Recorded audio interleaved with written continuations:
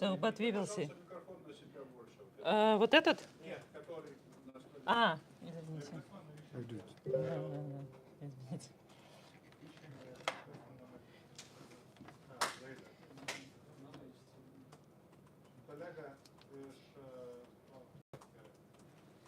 Maybe we can start, and it will be some kind of chaotic but alive, as our life too. You know, it's like always something happens. So before the start of my press conference, I would like to have some questions to you. And first of all, please tell me who is the agent of FSB and KGB, because in the decision of the VSD, it was something like some people in some conferences can be agent of FSB and KGB, and I can talk with them. And of course, in this case, I would like to be sure that no one is working for KGB, but I'm quite sure that not. So second, or maybe even we will skip now, but return to the question later. So who I am?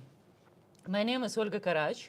I'm the head of Human Rights Center, Our House. We registered in Lithuania since 2014.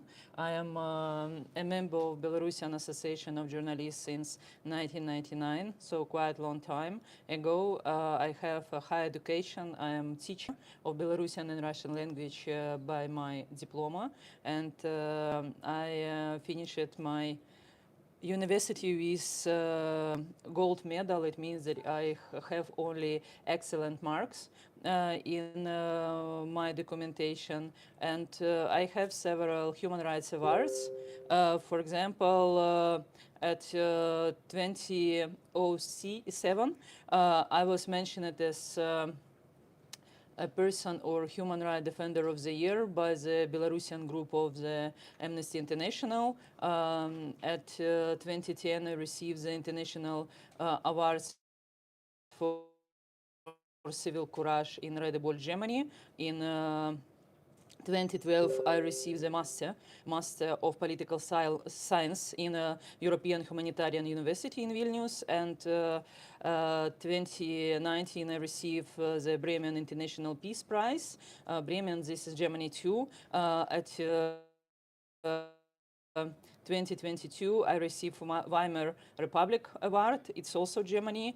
And in 2023, I am nominated for the Nobel Peace Prize for 2024. Since September 2023, I will be a Minister of Peace, one of the oldest feminist organizations. Protest actions near European Commission, where we are asking to have more economical sanctions for the Kremlin for the attacks against Ukraine and Belarus. And also my organization, Our House in Lithuania, we are working as humanitarian, charitable human rights organization. I eat many free food for Belarusian refugees. If you speak about humanitarian, and also we organize a lot of human rights OC structures. We work with very intensively in international level to have more international attention to the human rights in Belarus. And now about nearly 10,000 Belarusian and Ukrainian refugees receive our help here, and we try to increase the help. And I would like to say that Belarusian regime, he is really unlucky about such kind of activities. We will speak about it next slide. How the Belarusian regime and KGB see me. As I told you, I was twice a terrorist in my life and 9 times an extremist. First time terrorist I was in 2011 when we organized the seminars on local budget transparency. And this is maybe a very quite sad story. And in 2021, Alexander Lukashenko accused Angela Merkel, and after me, Angela Merkel, this is a former chancellor of Germany, that we are responsible of the explosion of a Russian military radar station in Belarus, in the city of Vileika. And to see more in details, it was a 43rd communication node of the Russian Navy called Vileika, connected the Russian General Staff with nuclear submarines on combat duty in the waters of the Atlantic, Indian, and northern part of the Pacific Oceans. Since the moment I am under the risk of death penalty, because in Belarus for terrorism this is the death penalty. You can find my name in the website of the KGB under the number 773. Also, we are recognized as extremists, and the website of our house was recognized as extremist website for the critics and negative materials about the chief of Russia and leadership of Russia, and critical materials about union of Russia and Belarus. From internet, and also the main propagandist of Alexander Lukashenko, Grigory Azrionak, maybe do you know such kind of guy? He posted my photo in the social networks with, you can see the photo with the sign that I am devil.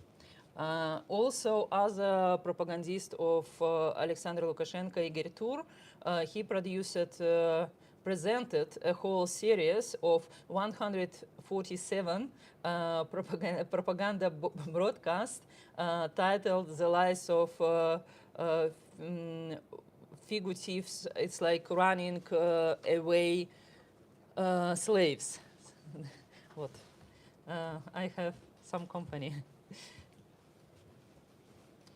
Because Lukashenko call us opposition, democratical opposition, like his own slaves, running away slaves. This is some kind of nickname, and it's very useful, and it's very often when the Belarusian propaganda speak about Belarusian opposition, they speak about us like slaves of Lukashenko. And Igor Tur also presented the whole, dedicated his book with the same title, The Lies of Running Away Slaves, and many pages in the book is written about my activities here, especially with the help of refugees and etc. etc. So you see, this is the caricature. Me, this is also me. If somebody doesn't recognize, this is some. I love to collect caricatures from the Belarusian propaganda. This is a caricature from the biggest newspaper of Lukashenko, Belarus Today. How the Russian regime and FSB see me. Russian propagandist Olga referred to me as a blonde beast and compared me to Irma Grizia. This is very famous SS guard of the Auschwitz death camp. So it was a lot of also programs, broadcast about how I am Nazi. Of course, it's not true. But if you speak about Belarus, what happens today? Sorry to show such kind of photos. It's not Ukraine. This is Belarus. How Belarusians look after the arrest and after being in the police custody, mostly after meeting with such called police officers Gubopik. Please remember the name Gubopik Gubop. This is Belarusian Wagner, but as police branch of Alexander Lukashenko, and this is the victims with whom we are working. And if you see like this, or this, or this, if you see like this, it means that the man was raped by police stick. So this is very, very характерные симптомы, very clear signal because many men after the protests were raped in the police custody. It was a lot of torture, a lot of unbelievable. This is a person with disability now. We have under the torture and who were detained and arrested. I show you the pictures just to understand what is happens. Now I have to speak about the Lithuanian Department of the National Security, VSD. By my opinion, the guys, they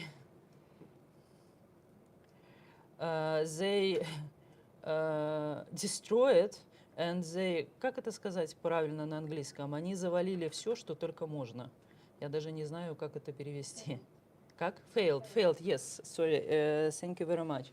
They failed everything what is possible. For example,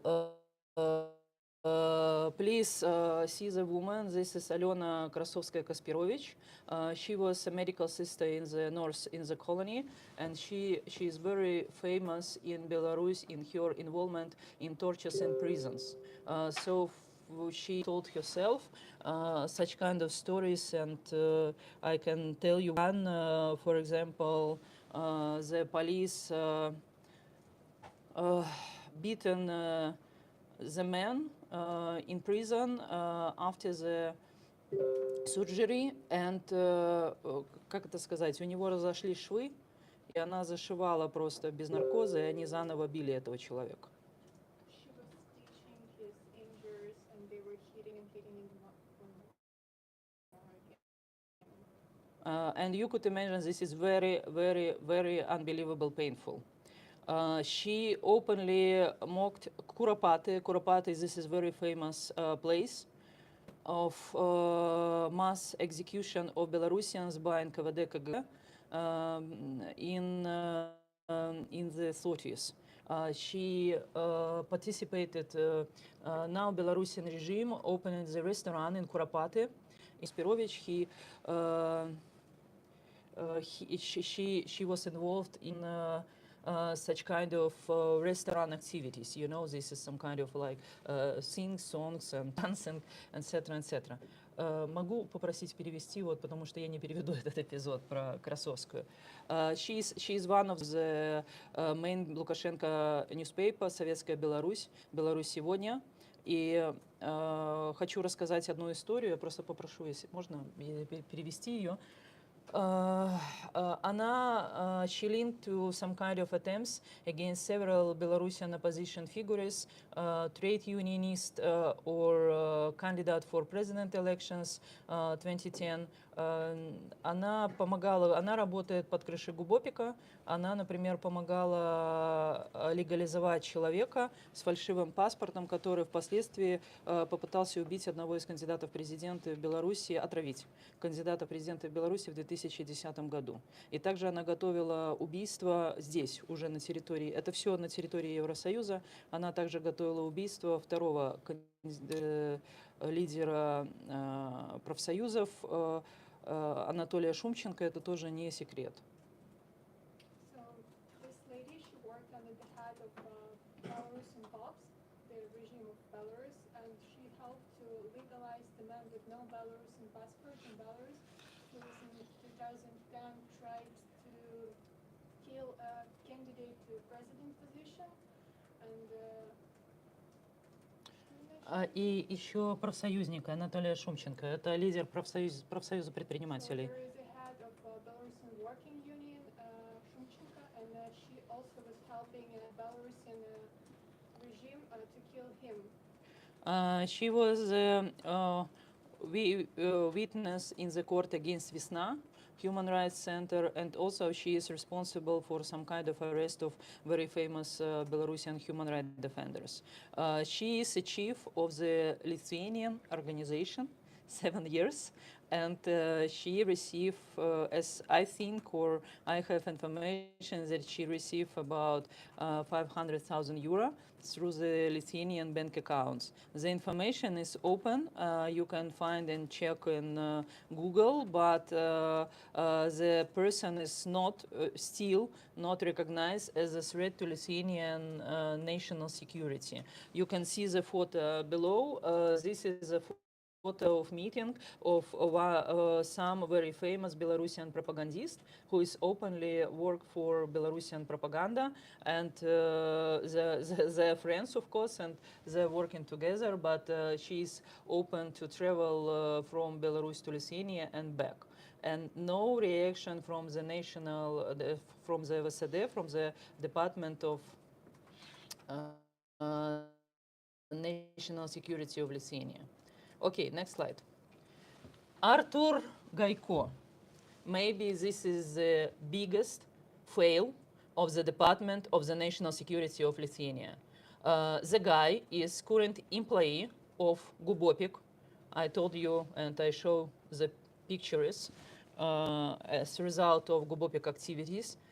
And he was ahead of the Black Book of Belarus.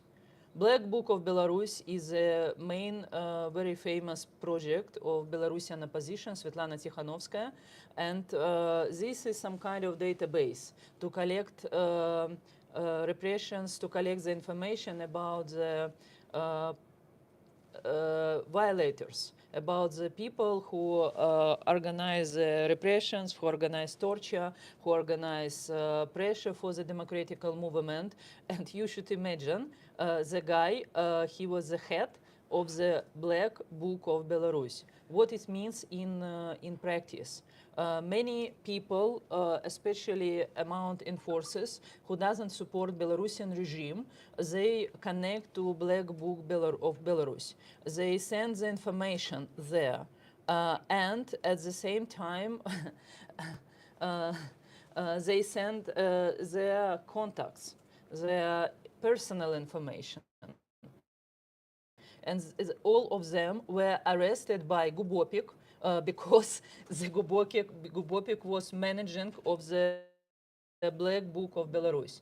And the situation was distributed, was development during 2 years. 2 years, nobody reacted, and we have huge of people who is arrested now, especially from policemen, military service, from local administrations who just try to help Belarusian opposition to recognize the violators, but everyone was arrested. The Department of National Security, VSD, knew about the situation, but didn't do anything about. Still, Artur Gaiko is continued to work in Gubopik, in Vitebsk, and still he is not recognized as a threat of Lithuanian national security. Actually, by the way, Artur Gaiko was involved to arrest of Roman Protasevich in May when Lukashenko kidnapped the flight. So this is unbelievable how the guy who is working in Gubopik can work in Black Book of Belarus, and the VSD doesn't react at all. Alexander Azarov, other very interesting case. This is he worked in Gubopik too, and he's very famous with the rest of the Belarusian combatants who is fighting in Ukrainian side. He's very famous to repress Belarusian democratic youth organizations, and also I didn't write about, but my organization, we are working with the protection of children 328. This is children who is imprisoned for 10 years in prison only for smoking of marijuana or small issues connected to the small non-violent issues connected to drugs. And he was very famous to work with children 328 too. It's very interesting that the guy, as Artur Gaiko, if for 2023, he is a part of verification group for Belarusian refugees and Belarusian opposition with the Minister of Internal Affairs and Minister of Foreign Affairs of Lithuania. So again, like the guy was inside Belarusian, especially former, especially people from the system of Lukashenko now. Azarov is responsible for the verification of Belarusians here. So this is unbelievable because he's responsible for the Plan Peramoga, Plan Victory, and now the Plan Peramoga is a championship among the number of arrests of democratical activists, people who registered in the plan of Peramoga. They're arrested, and now we speak about hundreds and hundreds of people. And again, the guy still is not recognized as a national security, threat of national security of Lithuania. Veronika Tsepkalo, opposite case. The second phase of Belarusian revolution. She arrived to Lithuania in August 2020, and it was some kind of provocation against her here. Some men enforcers, they pressure her and taken her from Lithuania and remove her driver license, and still she doesn't receive the driver license back. And she was threatened, and her children were threatened. And since the moment, the Belarusian opposition and the two women, Svetlana Tikhanovskaya and Veronika Tsepkalo, were not able to unite. I asked the Department of National Security for the case, what was happens with Veronika Tsepkalo. She was forcibly taken out from Lithuania by whom? But I didn't receive any answer about the situation. Svetlana Galuza, other opposite case. The Department of National Security of Lithuania falsely she recognized her as the threat of national security of Lithuania. The young woman, very, by my opinion, very honest and very open. She's very sick for the fourth stage of cancer, and she is a journalist of our house, and it was false denunciation about her, and her accreditation to the affairs was revoked, and she was harassed for about 2 years. And now we won the court of first instance and prove that she is not threat for Lithuanian national security, but she has a lot of she had a lot of risk to be deported from Belarus and facing the possibility of imprisonment, torture, and very painful death because, as I told you, she's very sick for cancer. My case. You know, now we start to speak about my case. Very similar like case of Svetlana Galuza, but as Svetlana Galuza was recognized as a threat, it was false denunciation that she is working for KGB. As I understand now, I am false, some kind of false denunciation that I am working for Russian and Belarusian special forces, and I am open to answer for your questions, but I would like to say that I am totally disagree with any kind of arguments of the Department of National Security. As you see, we have the cases when the guys who is absolutely clear threat for Belarusian opposition and Belarusian and not only Belarusian opposition, but who is openly working for regime. It's very easy to check them via Google. They're not threats, but people who is working for democracy, who is working for human rights, they declared as a threats, or some provocations in the territory of Lithuania are organized against them. This is only a few cases. We have much more such cases, especially cases like Alena Krasovskaya-Kaspirovich, Artur Gaiko, etc. But nobody react. we are here in very dangerous situation. As I told you before, in December 2021, I was in shelter for 17 days.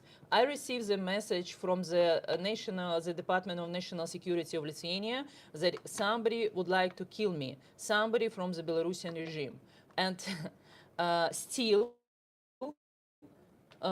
nobody who was trying to do it is found. Nobody. And I would like to say that, okay, how I prove that everything is false? If the Department of National Security think that I am from other side, like Gaiko, Krasovskaya, Kaspirovich, and others, please deport me to Belarus. Deport me to Belarus and to see what is happens. I understand that now I am the nominee for the Nobel Prize Peace. I would like to remind the case of Ales Beliatsky, who was the same nominee for the Nobel Prize Peace. And Lithuania sent the information, very sensitive information, about him to Belarusian KGB. He was imprisoned. He was imprisoned for several years under very serious torture. I would like to say that I feel the same situation now. If I am sending any information to the Russian or Belarusian special forces, no problem. It means that I am like these guys. And it means that for me, it's not threat to be in Belarus. Please do it. Deport me to Belarus. Now, immediately. I am ready to be dead, to stop the deportation, stupid deportation of Belarusians, stupid manipulations, political manipulations with the question of the national security. And I am very, very angry. I would like to say that I am not step back. I am not stop to prove my name and my reputation, because I know that I am not Russian or Belarusian KGB agent, and I don't send any information to anybody. This is unbelievable. Unbelievable what happens in Lithuania. But now maybe I stop my emotions. Let's. Yeah, I like the picture. To smile. This is also Belarusian military service, but. Okay, we got it. Thank you. So, Eglė Račkauskaitė lankė television news. You were not really nominated yet for Nobel Prize. We are. The procedure of nomination will be started since 1st of September, but now several organizations have the decision to nominate me. So this is since 1st of September. It should be some kind of technical procedure. So we're not nominated yet. Let's make that clear. And you were nominated. Well, the intention was announced by International Peace Bureau on August 4th. Right? Yeah. And on August 3rd, Yuri Shelezhenko was arrested in Ukraine, your partner, right? That's correct. So he was arrested for justification of war, and you're also you also have projects with these organizations who are Not project, advocacy campaign. Advocacy Yeah. campaign, yeah, to disarm Ukraine. You are in favor of Yes, we as organization, we are working for the conscientious objectors, Belarusian conscientious objectors and deserters. Because by my opinion, of course, the main strategical goal of the Belarusian civil society is to stop, to block the participation of Belarusian army in the war.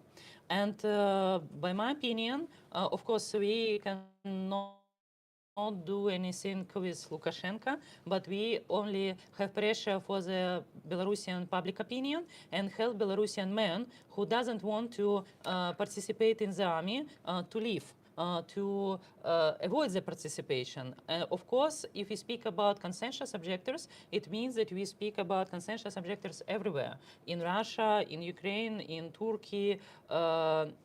Our focus is our house, to be clear. We work only for Belarusian conscientious objectors. But of course, we are in coalition of organizations who is working with conscientious objectors everywhere, like Yuri Shelezenko too.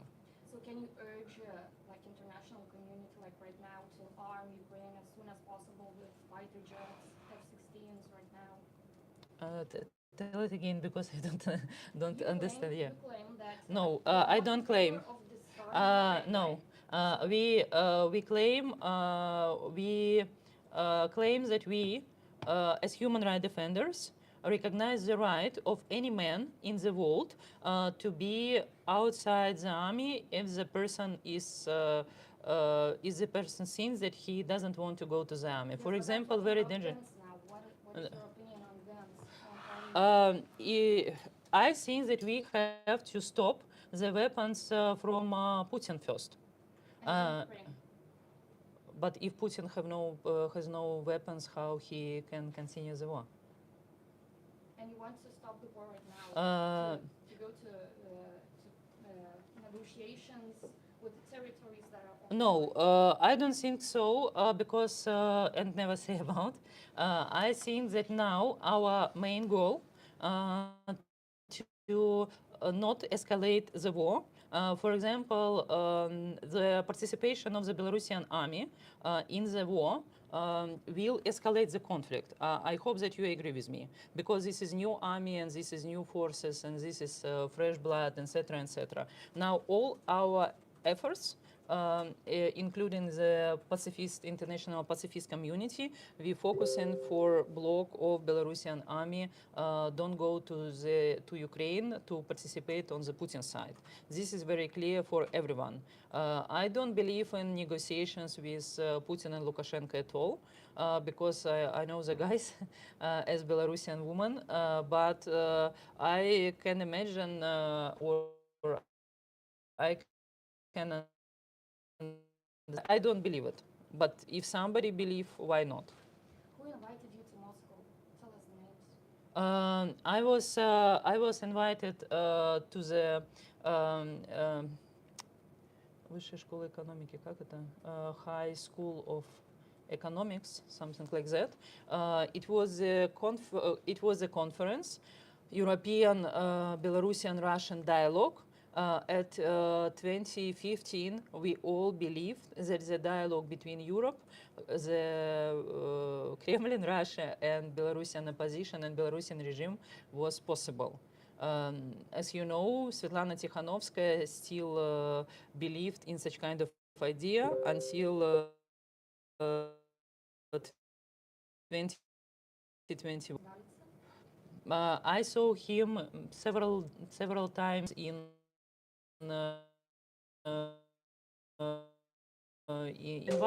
inviters, and second one was his assistant Dmitry Balkov. He was working at the moment in the High School of Economics, and it was a conference organized with the support of the World Bank, European Commission, and also European embassies. So many leaders of Belarusian opposition and all Belarusian parties arrived, not only me. So we were together and we discussed if it's possible or not to solve the problem with Belarusian regime, and now it's clear that it's not. Agency. One detail first. Did you appeal the decision yet? I have to do it, and so maybe my lawyer tell more. Are you absconded? And maybe later, maybe we'll finish with the. Yes. Olga. Yeah.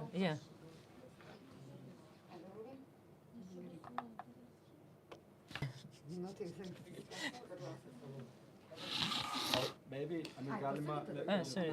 everybody is fine with me speaking Lithuanian or English, yeah. So, it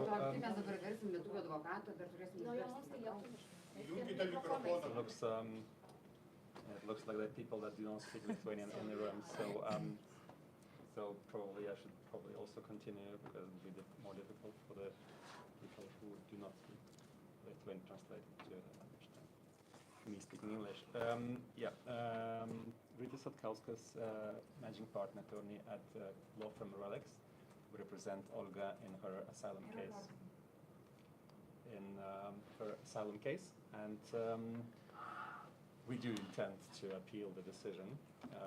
The decision is still not in force. There are 2 instances of court appeal to check the legality of this decision.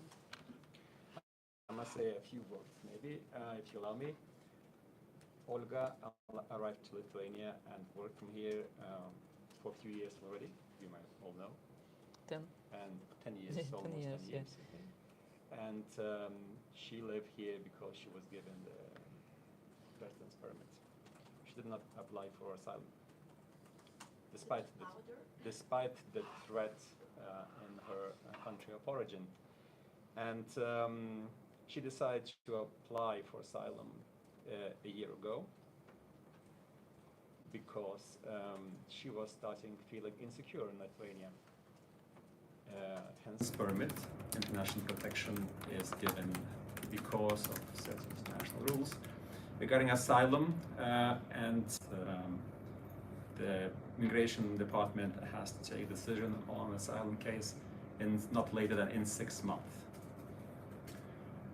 It took 1 year for the department to issue this decision, so we have already asked the court to check the legality of such delay.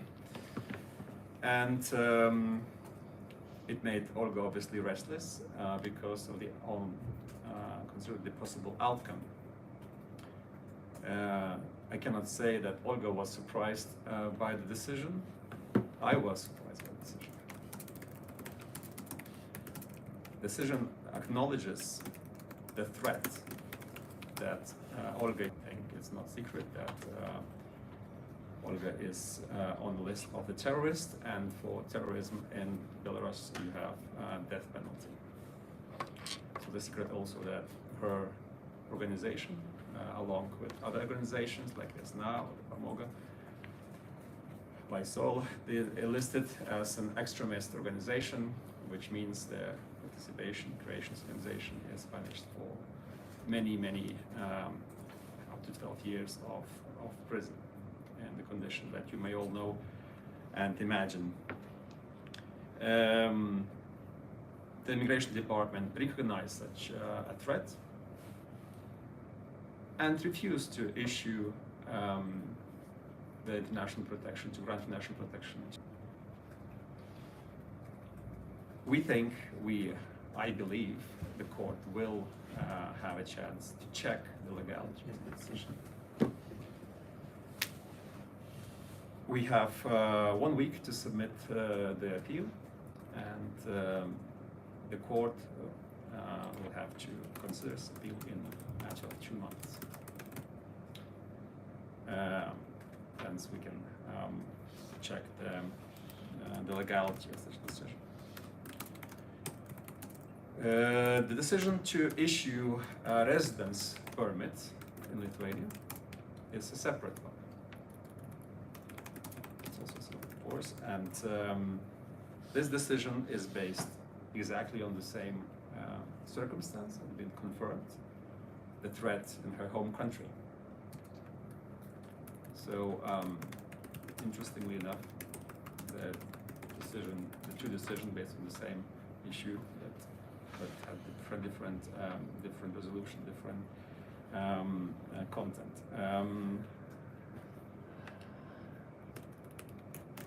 This decision contradicts the decision to deny the international protection.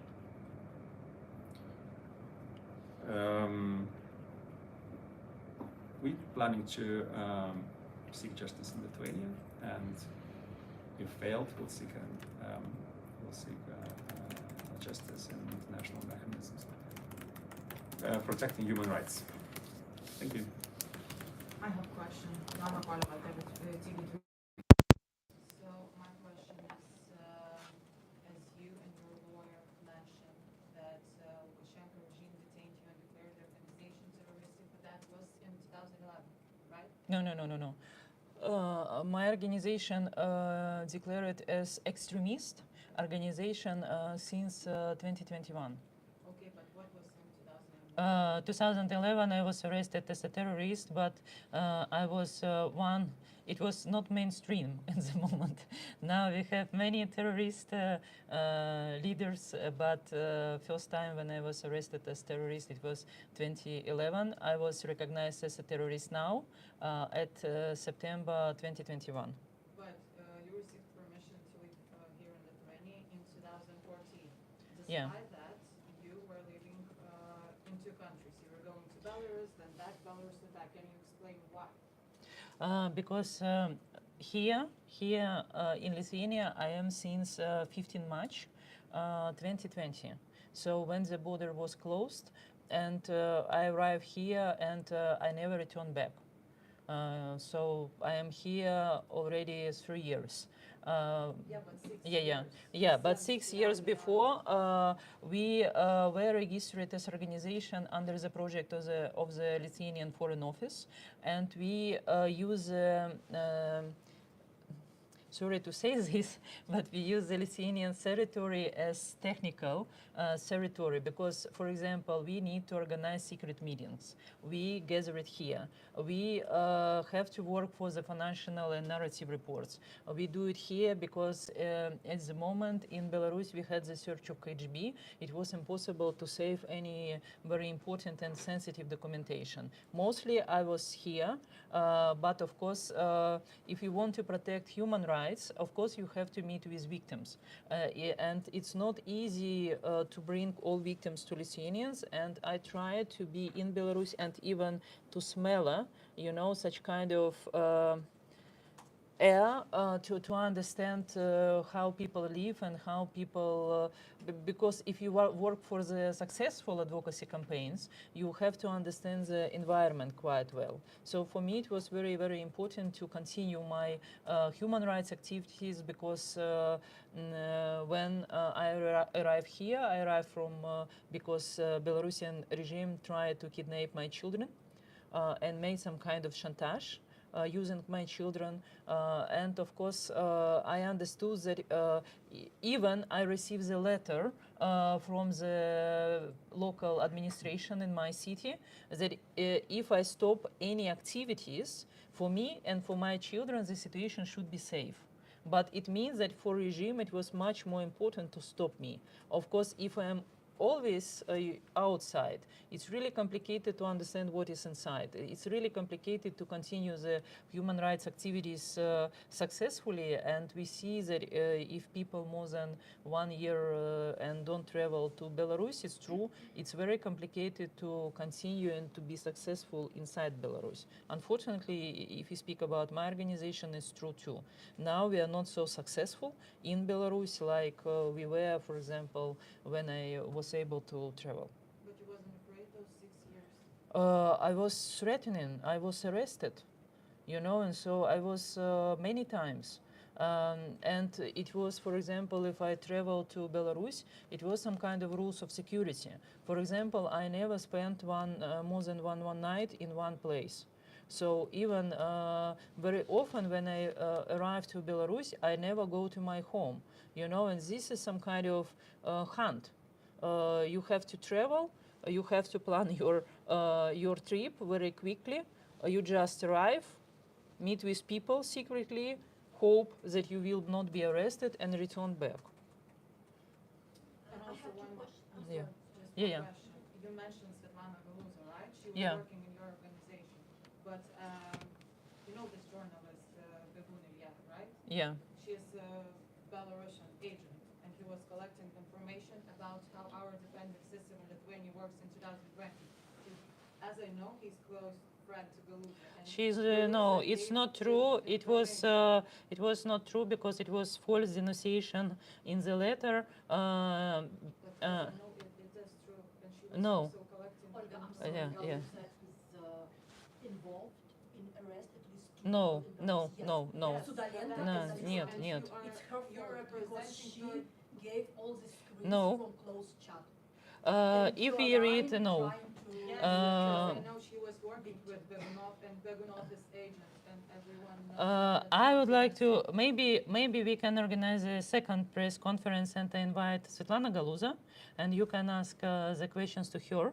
But the court show, and it was very clear that she is not involved to the arrest of Sudalenko and Alexandrov. No, even she didn't know Alexandria. And so now this is discussion without any, you know, like I say no, you say yes. It could be better to organize next press conference, invite Galuza, and speak together very openly about the cases, and included the case of Ilya Begun.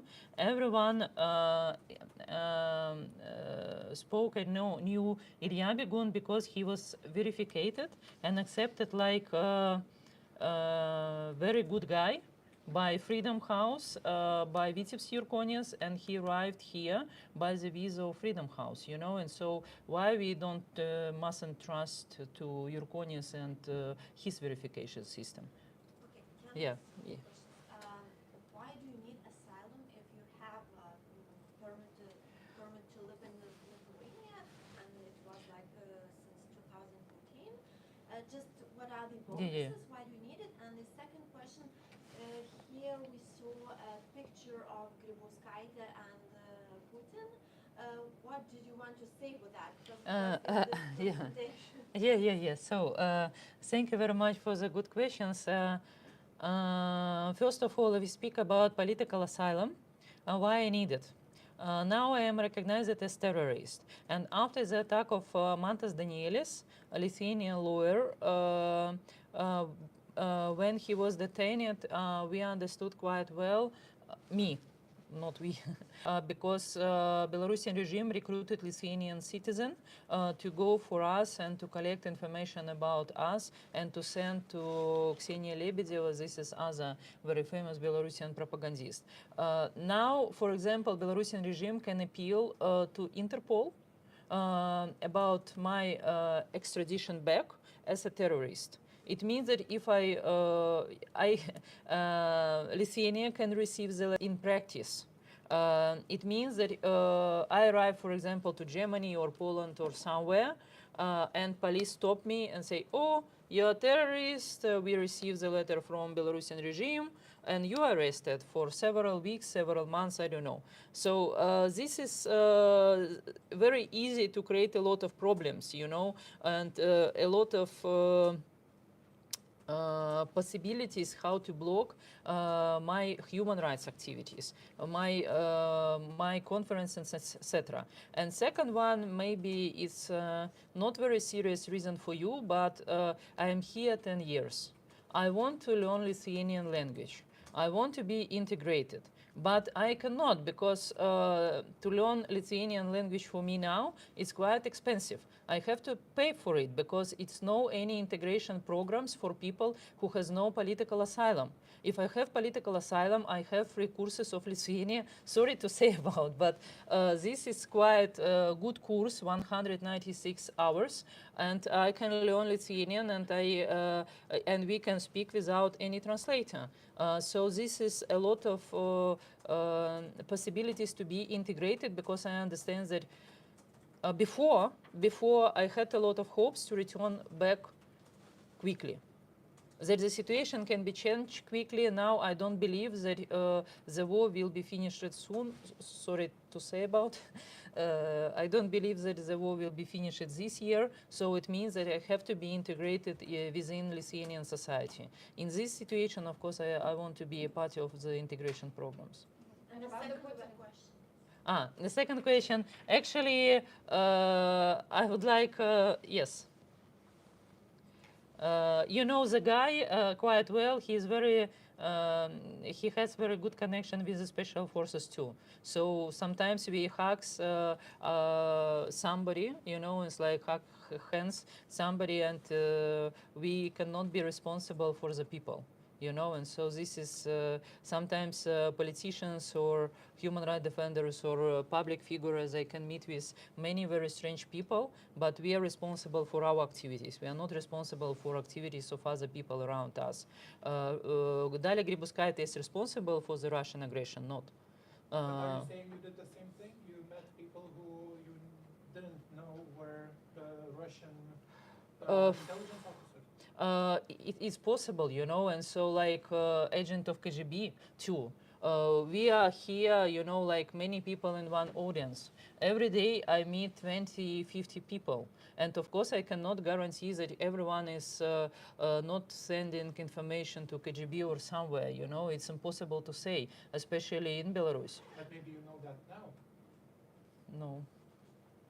Also yesterday. Even I listen to the idea that Andrei Suzdaltsev can be how do you say, working for secret forces, etc. But I have no information about, and I'm quite skeptical about the idea because, of course, sometimes we have very strange guys. For example, about Matas Danielis, how we understood that something is wrong with him, because he started to ask very sensitive questions which not connected to his activities as a lawyer. For example, he was trying to access the sensitive financial information of our organization. He didn't, but he always tried to get, or he always tried to get the access to the databases of victims of repressions in Belarus. And of course, he didn't. But for me, it was really, really alarm, you know, like lamp here, why the lawyer who is responsible for the cases here in Lithuania, why he is interested in our financial information, but, you know, like try to catch them, or he's interested in the people inside Belarus, the same. And of course, this is very, very clear sign if you speak about who is secret agent of KGB, or I don't know, any kind of other forces, when people ask sensitive information which not connected to them or not. Of course, I don't know Andrei Suzdaltsev very well. I cannot say that 100% of guarantee that he is not working for something. No, but he never asked me about any sensitive information. He never asked me to collect information about Lithuania or Belarusian opposition, or I don't know, any kind of other questions. So yes, But how can you be colleague with a person who is criticizing Belarus for not being tight enough with Kremlin? Say it again, sorry. Okay, the person Yeah. you're mentioning, so he's criticizing Belarus regime, right? Because they're not close enough with Kremlin. How can you be colleagues with that kind of person? But he is not my colleague.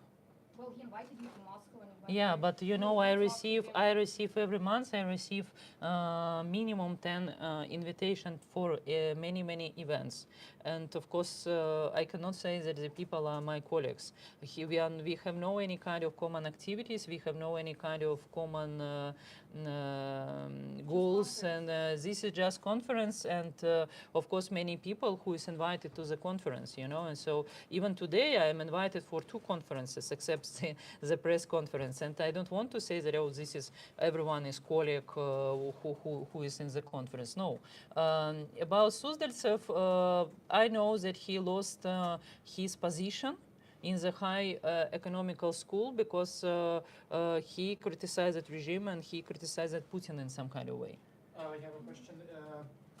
You said yesterday Lithuanian intelligence should not trust reports of other NGOs who thinks of you as a competitor, and they possibly indicating that this assessment was based on information provided by some. By my opinion, competitors. yeah. Can you I think that of course they can receive any information, but they have to check. Do you have any proof that any NGO For example, if you speak about Svetlana Galuza, for example, in the denunciation it was written that she was working for Belarusian propaganda, but she has, how to say, трудовая книжка, working book, or how to, some kind of working ID, where you can see all positions where she was working. She has never worked in propaganda, and it's very easy to check. But I'm asking about you. Do you have any information that some other NGOs I think I think that they have to find the information somewhere. And by my opinion, it must be, or it can be, the denunciation from any other NGOs, because sometimes Belarusian NGOs use denunciations for the very dirty struggle in each other. Do you think Svetlana Tikhanovskaya is I don't think so, because I have no information, but I think that somebody wrote denunciation to VSD, and we have to check who is this. Can you describe your relationship with Svetlana Tikhanovskaya? My relationship is not very good with Svetlana Tikhanovskaya. At 2020, the relationship was quite okay, but after, but the relationship was started to be very bad after the Svetlana Tikhanovskaya asked Belarusians to vote in the online platform Golos to support the idea of her negotiations with Putin, Lukashenko, and with Germany. So it was February 2021, and I was very negative about the idea. About such kind of negotiations, and I started to criticize her. She didn't like this, and our relationship was destroying since the moment. And second one moment was very important. Svetlana Tikhanovskaya spoke about Vladimir Putin as one of the possible part of the negotiations. I thought at the moment and think now that we have to make much more focus for Ukraine. And even maybe, do you know that the husband of Svetlana Tikhanovskaya, Sergei Tikhanovsky, he is in the Ukrainian database Mirotvorets for the open annexation of open support of Crimea, etc. I was struggling to remove him from the database. It's also very open case, and even I met with guys from Mirotvorets and tried to prove them to exclude Sergei Tikhanovsky from the Mirotvorets database, because otherwise it should be very complicated to build very strong partnership with Ukraine. It's true too. So I tried, but it was not very successful. But maybe if at the moment Svetlana Tikhanovskaya should support me in such kind of activities, we can remove Sergei Tikhanovsky from the database together, but she didn't support. If you lose in court about your asylum, well, you can stay here on humanitarian grounds, and you know that. But if you lose it here, can you say you have enough dignity to leave Lithuania? No. I will be here, and for VSD they have two options. Or I'm here, or return me to Belarus. There I are told many you. other countries besides Lithuania. Yeah, but I like Lithuania. I live here 10 years, and I don't want to leave Lithuania. So this is, I repeat, this is only one option for VSD. Or here, or remove me to return me to Belarus. I also wanted to ask, have you ever been met by officers from Lithuania's State Security Department to discuss your possible ties to Russian intelligence? Have they ever warned you? We met with the Department of National Security many times, because I was since December 2021, and we discussed it many things. But it's very clear that I have never been involved with any secret work of Russian or Belarusian. But that wasn't the question, I'm sorry. Have you ever been warned by Lithuania? We spoke, but it's very, very clear that it's absurd. But you have been Yeah, yeah. warned. When? In different times in this spring, yes. In the spring? Yeah. Did they tell you names? No, I don't know Are you names. sure? Yeah, I don't know names. Can you describe the conversation? What did they warn you about specifically? We will keep the information for the court, because by my opinion, as I see my lawyer, I think that yes. I'm restless, and sorry to interject. I think that the information, the case about, I feel like in a spy novel of some sort. Here everybody is naming names, and in fact, this is an activist or a journalist is not allowed to present accusations. It's done by the prosecutor. But we're not So presenting if you have, I'm not asking you a question, I'm responding to your question. So if you have enough information, obviously the state institutions will open the case about espionage and will persecute the spy, the person who is collecting information for enemy institutions. If there is not enough certain information, there will be no judgment. If there is enough information collected, there will be trial and there will be punishment. The person will be sentenced. As you may know, it did happen. If the information about existing or planned collection of information that would be dangerous to national security was collected and presented to the institutions of other countries. So this is clear. Nobody can or will be presenting any accusations except of the government, except of the state institutions.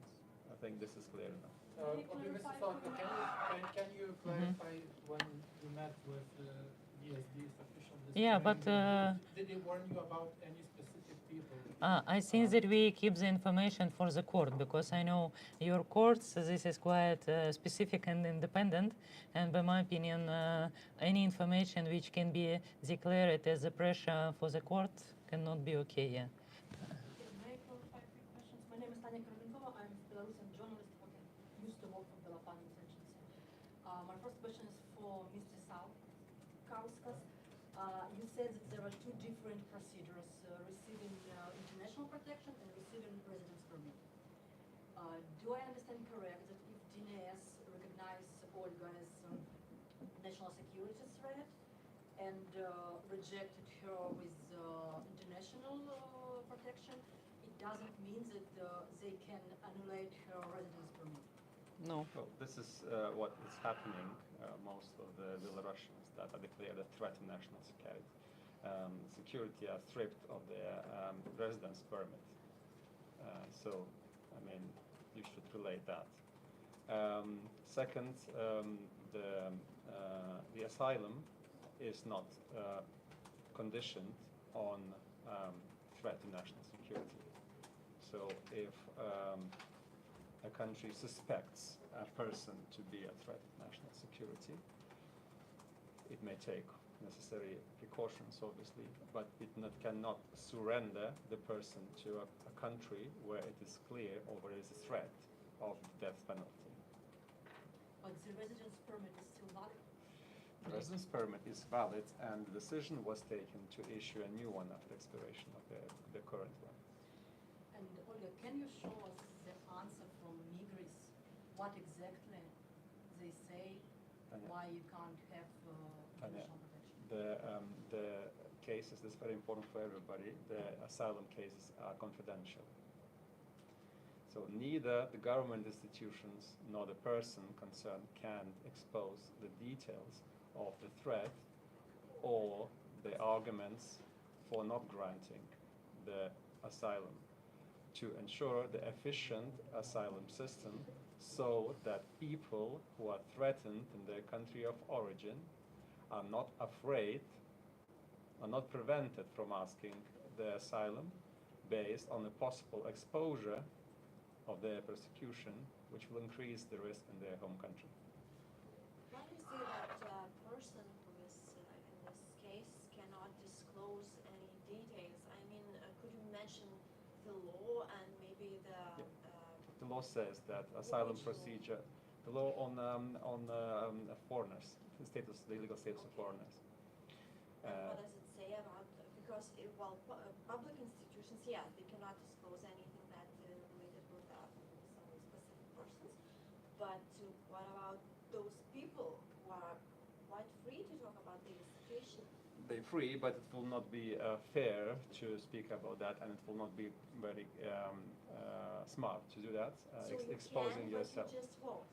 You're free to speak what you want. You should not be exposing the details of the case, as in every case, every court So case. Olga doesn't want to quote the decision. Do you understand correct? No, because when we working with the court and case of Svetlana Galuza, we understood that the courts are quite very independent, and this is we cannot do anything what can be recognized as a pressure for the court. So we have to be very careful to speak about any decision because otherwise But we. you told about Zhirinovsky's, for example. Why did you tell that? Yeah, and maybe it was mistake. I was too much emotional to speak about, because I was shocked. But we don't know how the Lithuanian court can recognize or can think about our comments about the decision, etc. Of course, we are going to the court. This is exactly for 100 or I don't know 1,000%. But I don't want to lose the court only via victory of public opinion. And this is, you know, such kind of balance. I try to keep such kind of balance to show you the information as we can, but at the same time don't lose the court, because court say, oh, you pressure us via media, via public opinion, and this is. How would you react to people saying that you, naming Zhirinovsky's interview and these conferences in Russia, that you said what was convenient for you to describe these arguments as absurd, and did not speak about because more they were things. absurd, don't you think? But there were other arguments. Yeah, but even yesterday people started the flash mob. Protection for Olga, and you can use the hashtag protection for Olga, and you can see the reaction in the Facebook. And so many people reacted and think that I need protection, and of course people don't believe it. I don't receive the message from anyone who says that, oh, you are spy or something like that. No, I don't receive. Many positive comments, and many people who is calling just call and say, oh, you need help, what we can do. And even fortunately, I don't know how to say it, lucky or unlucky, my work is blocked, because I have to answer for calls, to be in different Zooms, etc., but not to explain what is happening, but much more people are asking what they can do, and people, of course, they know me. They know my work, they know me, and of course, for everyone who knows me as person, everything sounds very absurd. You were talking about Matas Danielis. I didn't manage to ask you, but I want to ask now. As I remember, it was like that. You said that you noticed that something is wrong with him, but you were silent, and you only started speaking after information popped up. No. It was like that. Yeah. You were just silent.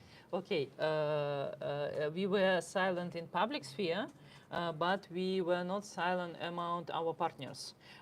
When we understood that something is wrong with Matas Danielis, we thought that maybe he's strange Lithuanian guy who is like looking for the Belarusian or Ukrainian woman. And after we understood, in May, we understood that something is wrong with him, and this is not connected to women. So we started to collect all information, and the information were sent to police, and we had the whole informal coalition about 13 Belarusian organizations who was affected by Matas Danielis, and who had the same troubles as we are. And the coalition, I sent the information about Matas Danielis to police 9th of June. And the coalition was starting to collect additional information at end of June, and everyone who is in Belarusian community, they were knew about it. And in August, some strange journalists start to write articles that we didn't tell anyone about the Matas Danielis, but it's not true, because everyone knew about. And in August, I understood that I need the special protection, international protection, and started to prepare the documents. 1st September, I was asking the asylum from the Lithuanian Migration Office, and Matas Danielis was arrested at the 10th of September. And now he's still in prison, as you know, under the suspicious of espionage, but the whole case is based of our information, not anyone else.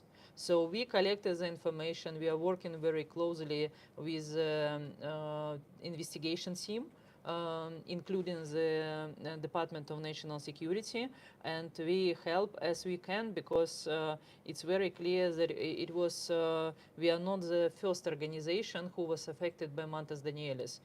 He was trying to get the information something like since 2018, 2019, and even he was trying to have access to Vesna, to other human rights organizations, our colleagues. So this is, he was quite active. He met with everyone and tried to collect information from everyone. Pone Sarkauskai, valstybė garantuoja Olgai Karach teisinės paslaugas, ar ji moka jums pati, apmoka jūsų paslaugas ar valstybė? Dar nesumokėjo, bet žadėjo. O kas žadėjo, ar valstybė, ar Olga mane samdo, bet į Olga. privačiai? But now I'm afraid that now 12:15, and maybe any one last question? Yes. Have you managed to solve the problem with your passport? No. And how, did you have any other document, travel document? This is another question that I want to ask. Travel document. If I have the political asylum, I have the right to receive the travel document, like document of refugee, but now I haven't. Yeah. But with the residence permit in Lithuania, you can ask for travel passport. Without the without. Yeah. Any international protection as a Thank you. I didn't know about it, so I can ask. Yeah. Thank you very much. So this is very useful information. Yeah.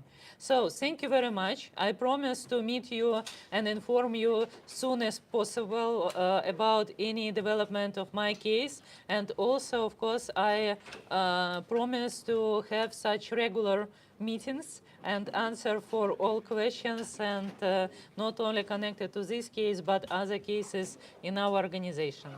Yeah, thank you for your attention.